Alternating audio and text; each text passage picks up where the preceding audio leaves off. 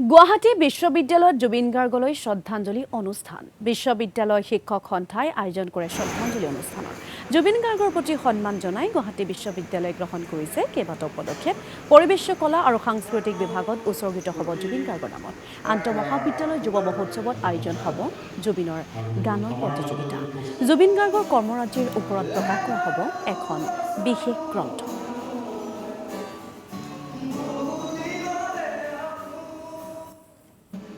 আমাৰ গুৱাহাটী বিশ্ববিদ্যালয় শিক্ষক সন্থাৰ উদ্যোগত আজি মহান শিল্পী আমাৰ সকলোৰে হিয়াৰ আমঠু জুবিন গাৰ্গ ডাঙৰীয়াৰ প্ৰতি শ্ৰদ্ধাঞ্জলি অনুষ্ঠান এটা আমাৰ আজি আয়োজন কৰা হ'ল।